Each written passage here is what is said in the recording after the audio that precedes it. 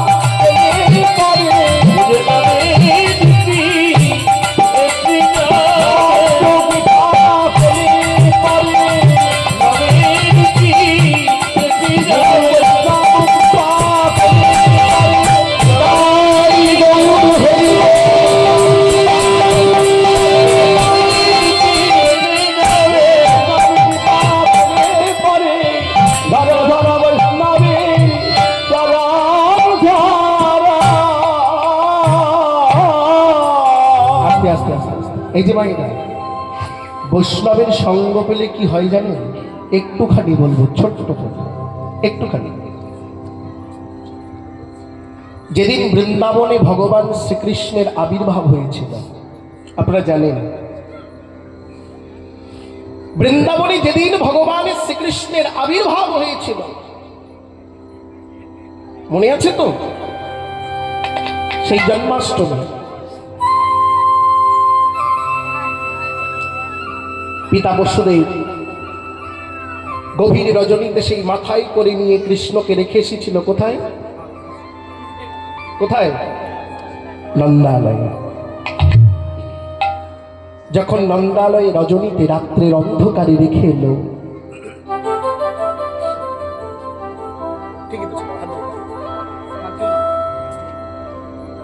পরের দিন সকাল থেকে সবাই জানতে পারল নন্দ মহারাজার যশোমতীর পুত্র সন্তান হয়েছে। সবাই জেনেছিল পুত্র হয়েছে। সবার কানে কানে যখন খবরে পৌঁছে গেল, সবাই যখন জানতে পারল পুত্র হয়েছে, দলে দলে দিক বিদিক থেকে সবাই মিলে ছুটে আসছে পুত্রকে দেখবে বলে। ভাগবত পড়বেন, দেখতে পাবেন দলে দলে সবাই এসেছে। এত ভিড় হয়েছে, নন্দ ভবনের বাইরে যেন মেলা মিলেছে, মেলা বসেছে। সবাই কি করছে? নন্দ ভবনের দুয়ারে দাঁড়িয়ে যে ঘরের মধ্যে ছোট্ট কৃষ্ণ আছে সেই ঘরে সবাই হুমড়ি খেয়ে উকি দিয়ে পড়েছে, যে যাচ্ছে সে আর বেরোচ্ছে, যে দেখতে ঢুকছি একবার সে কিন্তু আর ফিরছে না। কেন ফিরবে কি করে? ওই ছোট্ট কৃষ্ণের রূপে যে একবার নয়ন দিয়েছে সেই তো ভুলে গেছে। ফিরতে হবে, পেছনে এত লোক দেখবে, চান্স পাচ্ছে না, ফিরবো এই হুঁশ নেই কারণ। যে দেখছে সে দেখেই চলেছে, এমন দশা। শুধু মানুষ নয় গো, গন্ধর্ব কিন্নর দেব দেবতা সবাই আসছে মানুষের রূপ ধরে দেখতে, সবাই আসছে। সবার মুখে মুখে একটাই কথা, শুনেছি যশোদার কোলে একটি ছেলে হয়েছে যার রূপ দেখে নাকি জগৎ পাগল হয়ে যায়। তাই দলে দলে সবাই দেখতে আসছে। এই খবরটা পৌঁছে গেল কৈলাসের শ্মশানে বসে থাকা দেবাদিদেব মহাদেবের কানে। মহাদেবের কানে যখন খবরটা পৌঁছে গেছে, দেবাদিদেব মনে মনে চিন্তা করছেন, প্রভু আবির্ভাব হয়েছে,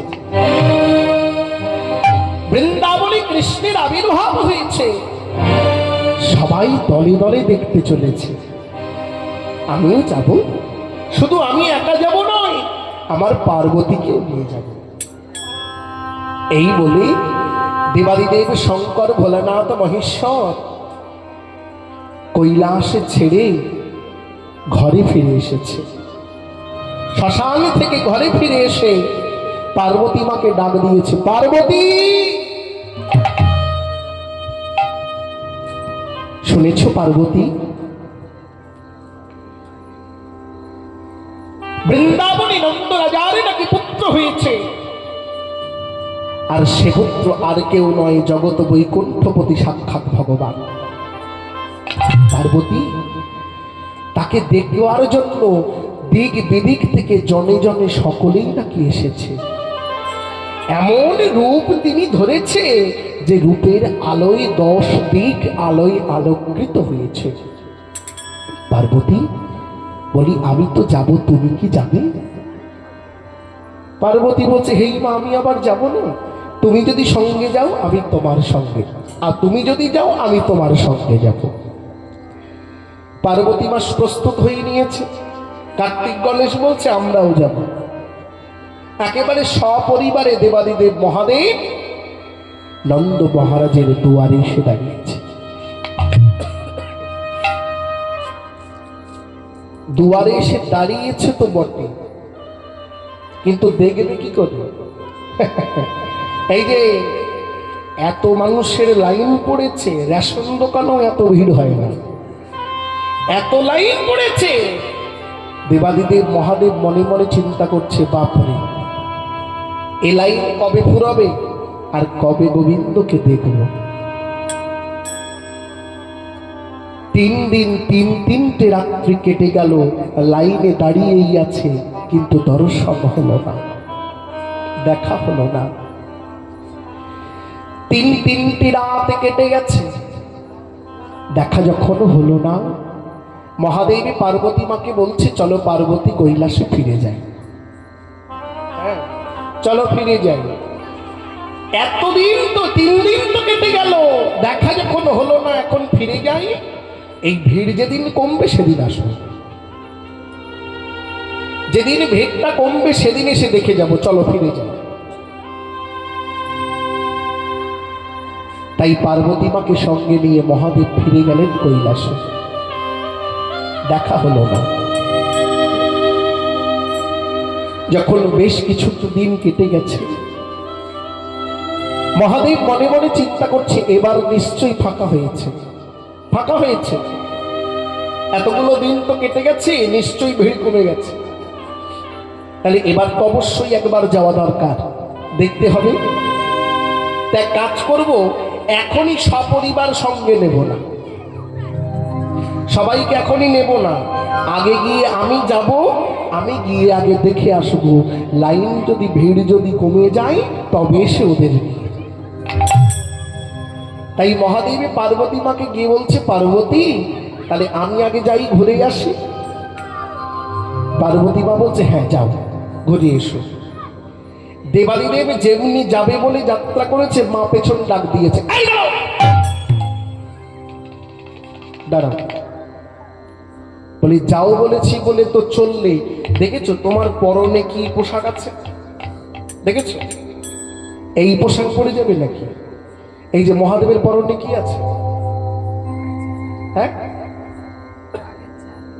জল ঢালেন, আপনারা জানেন না? পরনে আছে বাঘছাল, তাই না? পরনে বাঘছাল, সারা গায়ে শ্মশানের ছাই, হ্যাঁ, ভস্য মেখে রেখেছে, আর মস্তকে জটা, গলায় ফস, গলায় কি বাসুকি বসে আছে। পার্বতী মা ডেকে বলছে, এই যে যেতে বললাম বলে এই পোশাক পরে চলা শুরু করেছে, তোমাকে কি ঢুকতে দেবে নাকি? আচ্ছা, গলায় যদি ফসফস করে আপনার বাড়িতে, আপনি ঢুকতে দেবেন? এমন করে চলেছে, যশোদা ঢুকতে দেবে না তো? ওই ঘর থেকে, দুয়ার থেকে ফিরে আসতে হবে। তা বলি শোনো, 12 দেশটা ত্যাগ করো, তোমাকে আগে বহুবার বলেছি ওই বেশ ত্যাগ করো, অনেকবার বলেছি ওই বেশটা ত্যাগ করো। সেই দিনও বলেছি, যেদিন আমাদের বিয়ে হয়েছিল সেই দিনও বলেছি। যেদিন বিয়ে হয়েছিল সেদিন তো বলেছি, আজ অব্দি বললাম, কিন্তু তুমি ওই বেশ ছাড়লে না। বিয়ের দিন অঘটনের কথাটা মনে নেই, ভুলে গেছে? আপনাদের মনে আছে তো? আপনাদের মনে নেই? সতীর দেহত্যাগের পরে তো পার্বতীকে বিয়ে করেছে, তাই না? কে? সতীকে নিয়ে যখন কাঁধের উপরে নৃত্য করেছিলেন মহাদেব, বিষ্ণুর সুদর্শন দিয়ে সতীর দেহটা খণ্ড খণ্ড করেছিল, যাতে আমাদের 51 পীঠ হয়েছে। সতী যখন দেহ রাখলেন, দেবাদিদেব ছাই ভস্ম মেখে শ্মশানে মন বিষণ্ণ করে বসে আছেন। শৃঙ্গী আর ভৃঙ্গী দুইজন এসে বলছে, বাবা, ও বাবা, বলি আমাদের মা চাই, মা এনে দাও। অত কিছু শুনতে চাই না, আমাদের মা চাই, মা এনে দাও। আচ্ছা বলো তো, যে সন্তানের মা নাই তাদের কি মা নাই? এই যে যাদের মা নাই তাদের কি মা নাই? তাহলে যদি আমাদের মা এনে দাও। তাই সকলের আবদারে যখন ওই পার্বতী মায়ের সঙ্গে বিবাহ সিদ্ধান্ত হলো, স্থির হলো, আস্তে আস্তে আস্তে আস্তে বিবাহ যখন অনুষ্ঠিত হয়েছে, বিয়ে করতে যাবে মহাদেব। আস্তে বিয়ে তো করতে যাবে, পরনে কি? ওই বাগছাল, বাগছালটা পড়েছে। মনে মনে চিন্তা করছে, আজকে তো বিয়ে, অন্যান্য সময় তো অর্ধেকটা যাই খুলে, আজকে যদি খুলে যায়, বিয়ে তো। তাই বাগছালটা পরে একটা সাপের বেল্ট করে নিয়েছে, সাপ দিয়ে বেল্ট বানিয়েছে। গলায় সাপ, মাথায় সাপ, কোমরে সাপ, হাতে সাপ, পায়ে সাপ, একেবারে সাপে সুসজ্জিত হয়ে দেবাদিদেব চলেছেন বিয়ে করতে।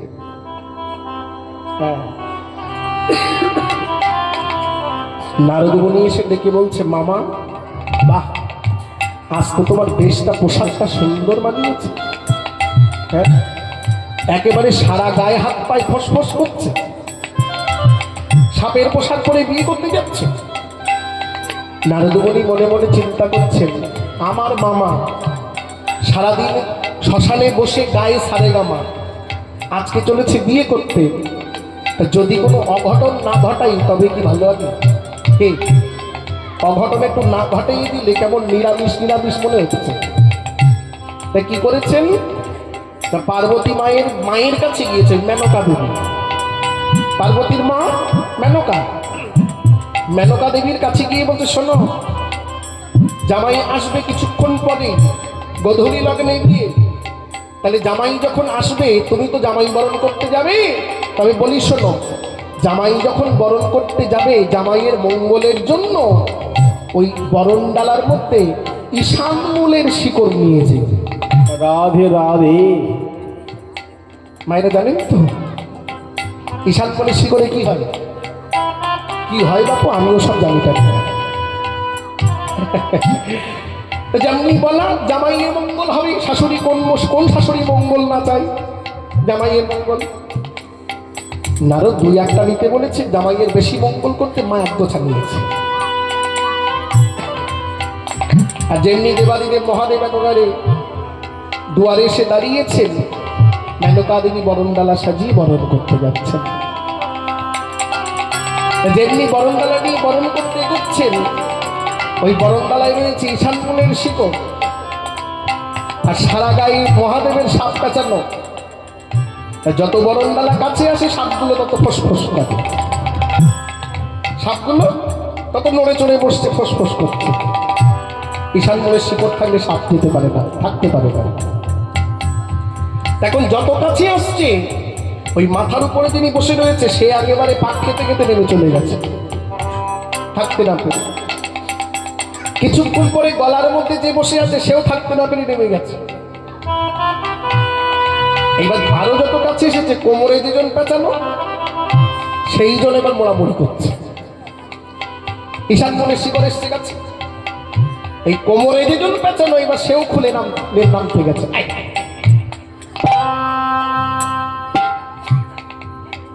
কোমরের জন্য খুলে গেলে কি হবে বলুন তো? যাক, ও আর বলবো না।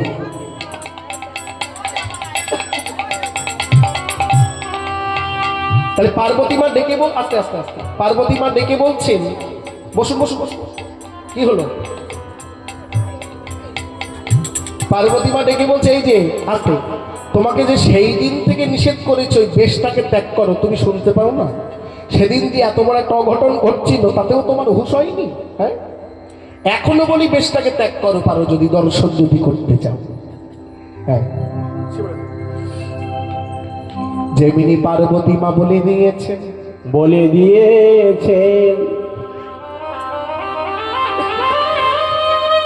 দেবাদিদেব মহাদেব মনে মনে চিন্তা করছে, কথা তো ঠিক,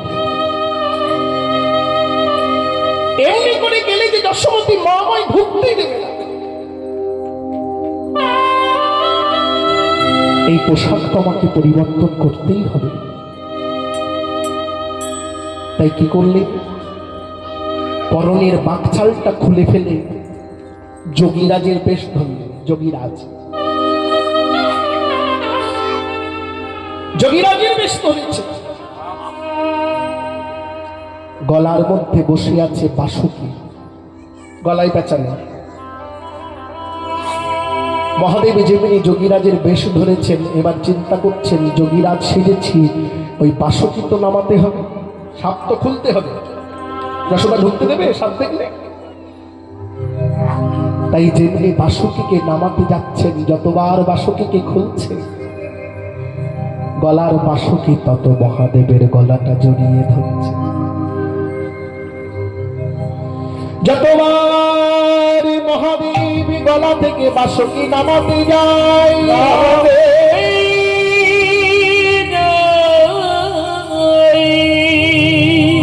ততবার বাসুকি দেবাদিদেব মহাদেবের কণ্ঠ জড়ায়ে জড়ায়ে ধরে।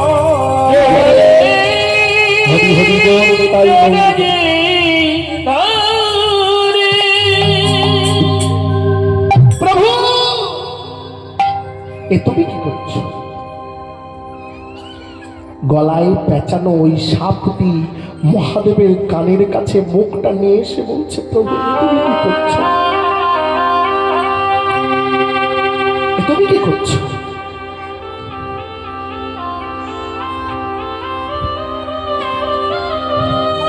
এতদিন আমি তোমার গলাতে বসে আছি, এতদিন ধরে আমি তোমার গলায় বসে আছি,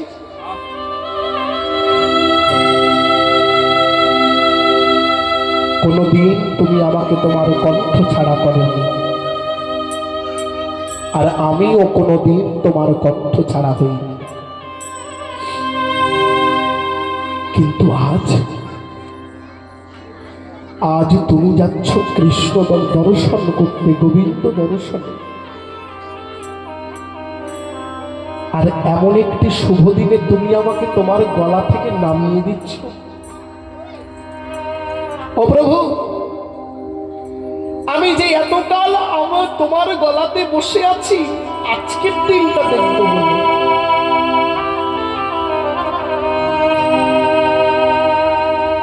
এতদিন তোমার কণ্ঠে বসে আছি, আজকের দিনটা দেখবো বলে। কেন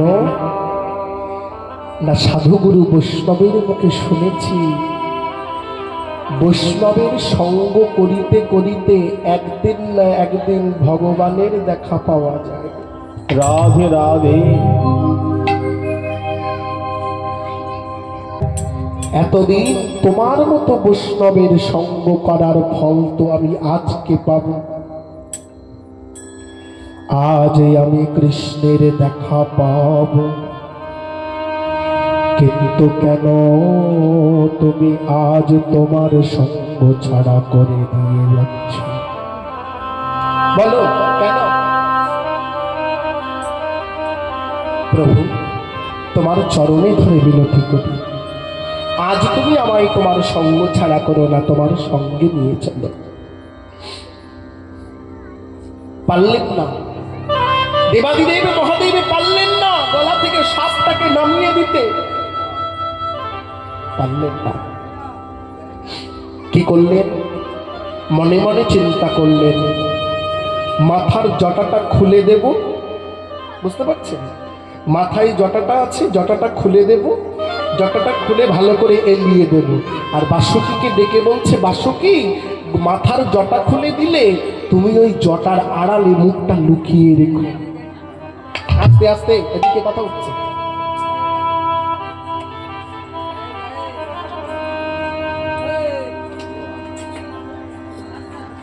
মুখটা ওই জটার আড়ালে লুকিয়ে রেখো, মুখটা যেন বার করো না।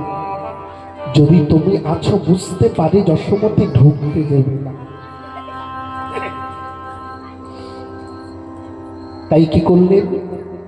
মাথার উপরের জটা জটা যেমনি দেবাদিদেব খুলিতে গেল, খুলিতে গেল, জটার মাঝে বসে আছে কে? কে জটার মধ্যে কে বসে আছে? হ্যাঁ,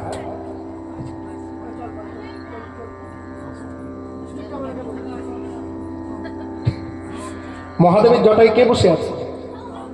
হ্যাঁ বলো, গঙ্গা বসে আছে। যেমনি জটা খুলিতে গেল, যেমনি মহাদেব জটা খুলিতে গেল, খুলে গেল,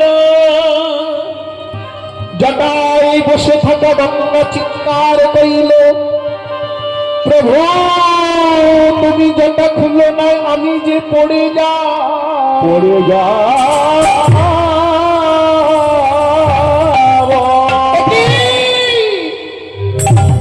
মহাদেব এ তুমি কি করছো? মাথার জটা খুলে দিলে আমি যে পড়ে যাব। মহাদেব ডেকে বলছেন, গঙ্গা যদি জটা না খুলি বাসুকিকে যে ঢাকতে পারবো না, আর বাসুকিকে যদি ঢাকতে না পারি কৃষ্ণ দেখা আমার হবে না। গঙ্গা মা বলছেন, প্রভু আমিও যে প্রভুকে দেখতে যাব এই আশায় বসে আছি। তুমি যদি জটা খুলে দাও আমি তো পড়ে যাব, আমার দেখা হবে না। একে বলে উভয় সংকট বাবা, দুটি সংকট। কি? একদিকে জটা না খুললে সাপ ঢাকতে পারছে না, আর জটা খুলে দিলে গঙ্গা ধরে রাখতে পারছে না। একে বলে উভয় সংকট। তাই মহাদেব কি করলেন? চাতুরালি করে, চাতুরতা করে অর্ধেকটা জটা খুললেন, সেইটুকু যেটুকুতে গঙ্গাও ধরা যাবে, সাপও ঢাকা যাবে।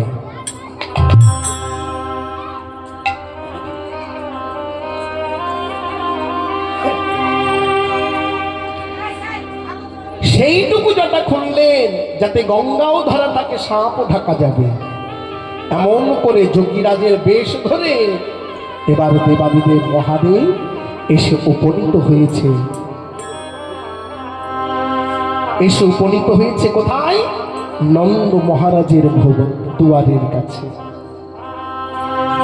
নন্দ রাজার দুয়ারে যেমনি এসে দাঁড়িয়েছে, দাঁড়িয়ে যোগীরাজের বেশ ধরে মহাদেবের মায়ের দরজায় কড়া নেড়েছে। কড়া নেড়েছে। যেমনি মহাদেব দরজায় কড়া নেড়েছে, যশোমতী মা আমার দরজা খুলেছে। দরজা খুলে যশোমতী মা চেয়ে দেখছে একজন সুউচ্চ বিরাট পুরুষ, একজন যোগীরাজ এসে দুয়ারে দাঁড়িয়েছে।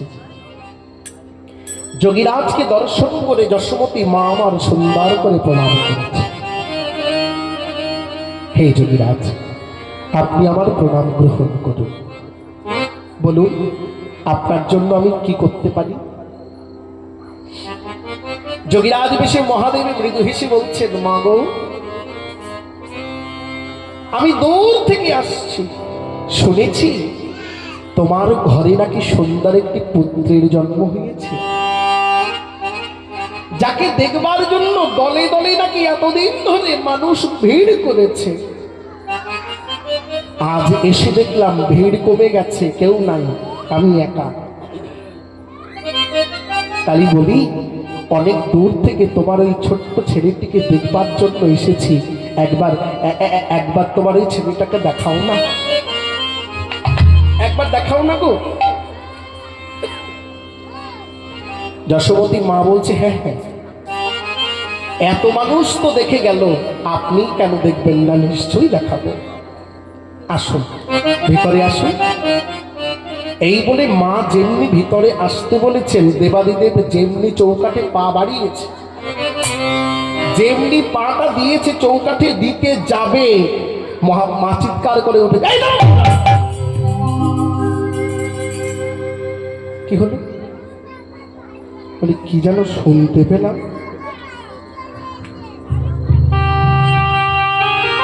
কি যেন শুনতে পেলাম। আপনার ওই গলার কাছ থেকে কি যেন শুনতে পেলাম, ফস ফস। কি গো, জটা দিয়ে ঢাকা যাবে, শব্দ কোথায় যাবে? শব্দ কোথায় যাবে?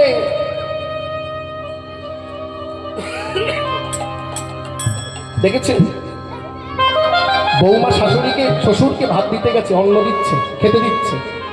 এখন মানুষ তো কিছু বলার নেই, এসে যেতে পারে, বুঝতে পারছেন কথা? এসে যেতে পারে অবলা জাত, ওই দেখো হেসে পড়ে, আসতে পারে না, লজ্জা পাচ্ছেন আপনারা? শ্বশুরকে খেতে দিতে গিয়ে বায়ুকম্প এসে গেছে, আর যেই বায়ুদারে বায়ু নিঃসরণ হয়েছে, শব্দ হয়েছে, তাড়াতাড়ি করে বৌমা ওই শব্দটাকে ঢাকার জন্য তাড়াতাড়ি করে ওই হাতের যে চুড়ি আছে চুড়িটা বাজাচ্ছে, চুড়িটা বাজাতে শুরু করেছে। তা শ্বশুর তখন ইঙ্গিতে ছন্দ ধরেছে, প্রজাপতি ঋষি, শব্দ যাবে ঝঞ্ঝনিতে, গন্ধ যাবে কিসে।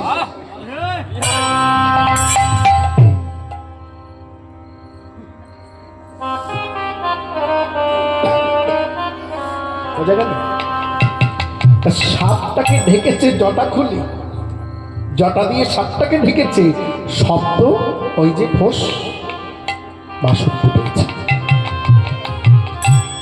মা শুনতে পেয়েছে। দাঁড়াও, কি কোথায় যাচ্ছ? ওখানে দাঁড়াও, তোমার গলার মধ্যে কি আছে বলো? হ্যাঁ, গলায় কি আছে? কই ওই জটাটাকে সরাও দেখি।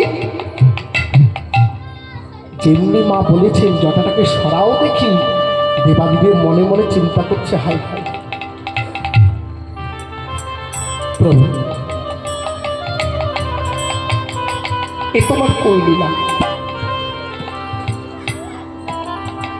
কদিন আগে এসেছিলাম তোমায় দেখবো বলে, তুমি তোমার দর্শন দাওনি, তোমার দর্শন পাইনি। আমি যেমনি তোমায় দেখতে এসেছি, আমার কত সাধের বেশ পর্যন্ত ত্যাগ করেছি। ভাবলাম এই যোগীরাজ বেশে তোমার দেখা নিয়ে চলে যাবে, কিন্তু মাঝে আমায় ধরে ফেলেছে। কই যোগীরাজ, সরাও, গলা থেকে সরাও, জটাটা সরাও। যেমনি একটুখানি জটা সরিয়ে দিয়েছে, গলার মধ্যে দেখছে বসে আছে বাসুকি। যোগীরাজ,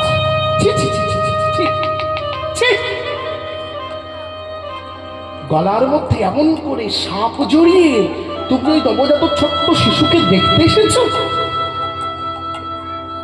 ভাগ্যিস, ভাগ্যিস আমি তোমাকে আমার পুত্রের কাছে নিয়ে যাইনি। যাও, এই মুহূর্তে তুমি আমার দুয়ার ছেড়ে চলে যাও। না না না, আমি আমার পুত্রের সঙ্গে তোমার দেখা করতে দেব না। যাও।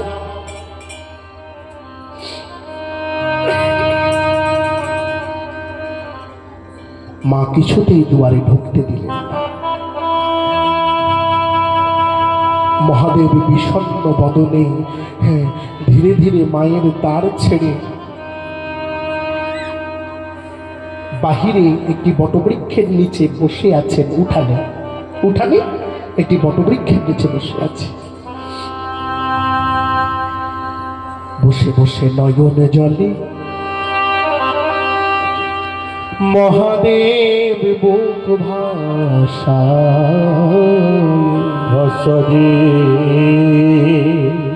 কেঁদে বলে দয়াময়, বলো তোমার দেখা কি আমার হবে না? তোমার দেখা কি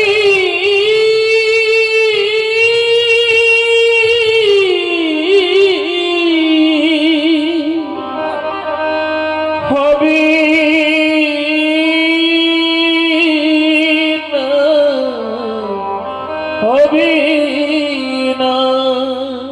বলো প্রভু, তোমার দর্শন কি আমার কপালে হবে না? ভোলানাথ যখন বাহিরে বসে বসে কাঁদছেন, অন্তর্যামী দয়াময় শিশুরূপে ঘরে আছেন, মনে মনে হাসছেন আর বলছেন, মহাদেব তুমি আমাকে দেখতে এসেছো, আমি সবই জানি। মা তোমাকে ঢুকতে দেয়নি, তাই বসে বসে কাঁদছো? হ্যাঁ, তুমি তো জানো হর হরি এক আত্মা। কেন না, আমি তোমায় দেখার দর্শন দেওয়ার ব্যবস্থা করে দেব। কি করলে? ভগবান ওই শিশুরূপে মায়ের ঘরে শয়ন মন্দিরে এবার চিৎকার করে কাঁদতে শুরু করেছে। চিৎকার করে করে কাঁদছে। শিশু যখন চিৎকার করে করে কাঁদছে, যশোমতী ছুটতে ছুটতে এসেছে। এ কি, বেশ তো ঘুমাইয়েছিল, হ্যাঁ আমার জাদু, এই জাদু। লালা এমন করে কাঁদছিস কেন? লা কি হয়েছে? মা কোলে তুলে নিয়ে কত দোলে দিল, দুধ খাওয়ালো, কিন্তু কিছুতেই গোপালের কান্নাটা থামাতে পারলেন না। এক দাসীকে ডাক দিয়েছে, দাসী আচ্ছা গিয়ে আয় তো, দেখ আমার এই ছোট্ট জাদু কিছুতেই তার কান্নাটা থামাতে পারছি না। এত এত এত দৌলে দিলাম, এত এত দুধ খাওয়ালাম, কিন্তু কিছুতেই তার কান্নাটা থামাতে পারলাম না। আমার কি মনে হয় জানিস? মা যশোদা বলছে, আমার কি মনে হয় জানিস, এই কদিনে কত মানুষ তো আমার ছেলেকে দেখতে এসেছে, বোধহয় তাদের কারো নজর পড়েছে। হ্যাঁ, নজর পড়েছে, সে কারণে আমার পুত্রের এহেন দুর্দশা।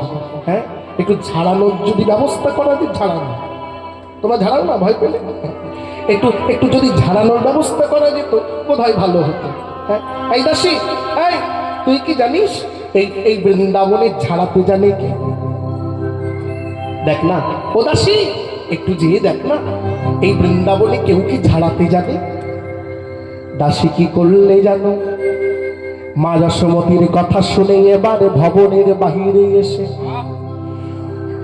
দাসী মনে মনে চিন্তা করে, কোথায় যাব, কার কাছে, কোথায় পাবো ঝাড়ানো ওঝা, কোথায় পাবো? এই বৃন্দাবনে যে কোনো ওঝা আছে তো আমার জানা নাই, জানা নাই, ওঝা কোথায় আছে জানা নাই। হঠাৎ করে দাসীর নজর পড়েছে, ও কি, ওই বটবৃক্ষের তলে কে যেন বসে আছে। কে বসে আছে? বটগাছের নিচে কে বসে আছে? কে যেন বসে আছে। হ্যাঁ, বাপরে, মাথায় জটা ভর্তি, হ্যাঁ, পরনে যোগীরাজ নিশ্চয়ই। হ্যাঁ, এই যারা যোগীরাজ হয় তারা নিশ্চয়ই ঝাড়ানো টাড়ানো জানে, তান্ত্রিক হয় তো, এরা নিশ্চয়ই ঝাড়াতে জানে। একটু কি জিজ্ঞাসা করে আসি। দাসী ছুটতে ছুটতে এসেছে, এই যোগীরাজ, যোগীরাজ, হ্যাঁ কে? এই যে আমি হলাম ওই নন্দ ভবনের দাসী। যোগীরাজ, বলি তুমি কি ঝাড়ানো জানো? কেন জানো? আমাদের ঘরের লালা মাতা যশোমতীর জাদুয়া নয়নের দুলাল সকাল থেকে কেমন করে কাঁদছে, কিছুতেই তার কান্নাটা থামানো যাচ্ছে না। বলি, তুমি যদি সকাল থেকে তাকে, তার কান্না তো থামানো যাচ্ছে না, মা মনে মনে ভাবছে এত লোক তো দেখতে এসেছে, কার নাকি নজর পড়েছে, তাহলে তুমি যদি ঝাড়াতে জানো কি আমায় একটু বলে দাও। দেবাদিদেব মহাদেব চমকে উঠেছে। হ্যাঁ, এই তো আমার সুবর্ণ সুযোগ। হ্যাঁ ও দাসী, ঝাড়াতে জানিবই কি, ঝাড়াতে জানিবই কি। আরে শোনো, এ ভূত সে ভূত নয়, এই যে এ ভূত সে ভূত নয়, আমি কে জানো? আমি হলাম স্বয়ং ভূতনাথ। ভূতনাথ না, সর্বভূতের স্বামী আমি, সকল ভূতের ধারণা যাক নিয়ে এসো। যেমিনি মহাদেব বলে দিল, দাসী ছুটতে ছুটতে ঘরে এসে মা যশোমতীকে ডেকে বলছে, মা গো, ঝাড়ানোর এক চোখ পেয়েছি, তোমার বাহিরেই বসে আছে।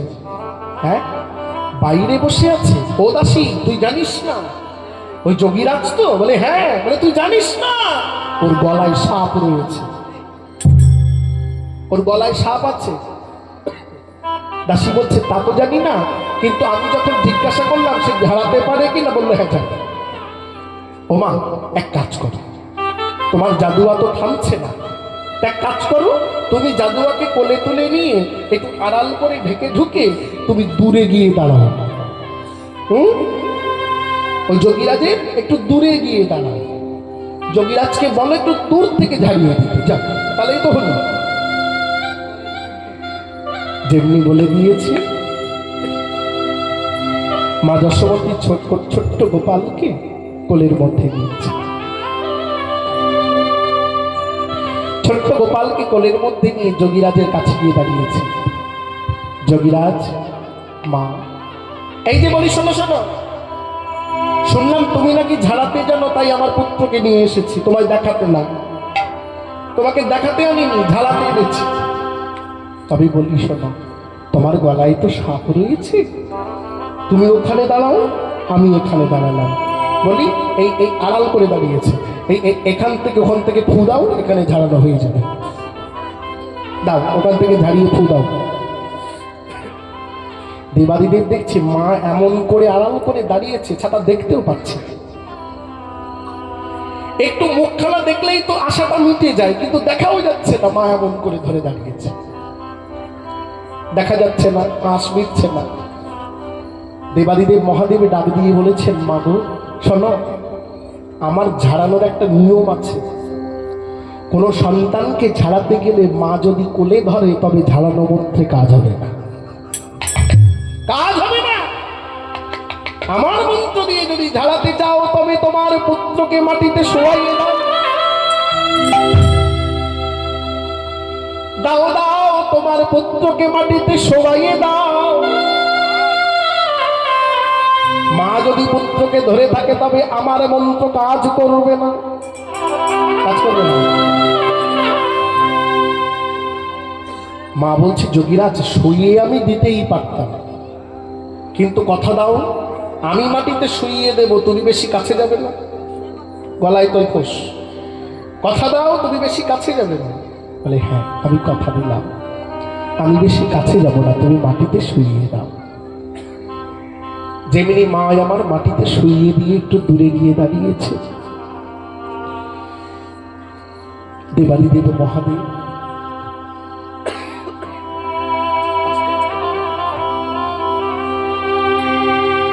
এক পদ দু পদ করতে করতে ছোট্ট গোপাল শুয়ে আছে মাটির উপরে, দেবাদিদেব কাছে গিয়ে দাঁড়িয়েছে, কাছে গিয়ে দু নয়ন ভরে ভগবানকে দেখছে।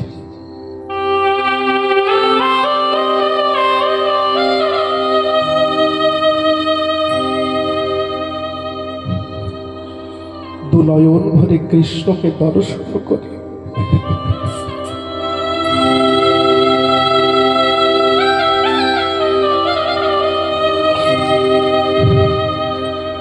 মনে মনে চিন্তা করছে, আহাগো প্রভু,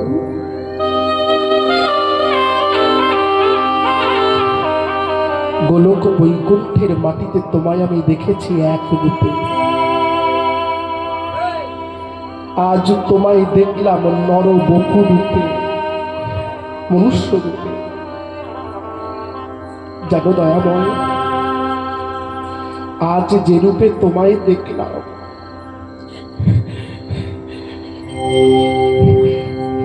এই রূপ যদি আমি যুগ যুগের যুগান্তর ধরে দর্শন করি, তথাপিও বোধ হয় আমার চিত্তের আশ মিলবে না। তার গৌর করি,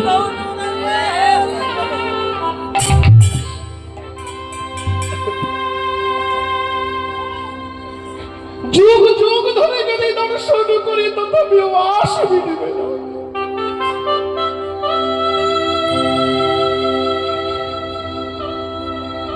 ভগবান তো, মহাদেব তো দেখছেন বাবা কৃষ্ণকে,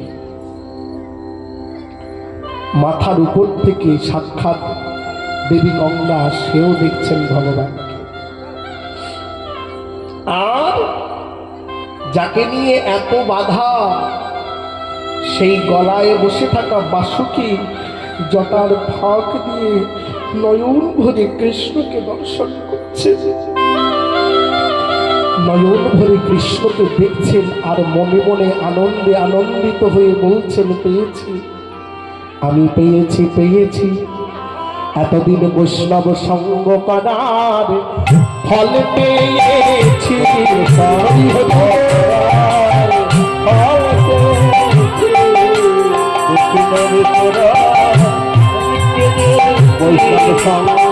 করার ফল পেয়েছি। এতদিনে আমার মনোবাসনা পূর্ণ হলো, বৈষ্ণব সঙ্গ করার ফল পেয়েছি, মনোবাসনা পূর্ণ হলো, বৈষ্ণব সঙ্গ করার ফল পেয়েছি। আমার মনোবাসনা পূর্ণ হলো, বৈষ্ণব সঙ্গ করার ফল পেয়েছি।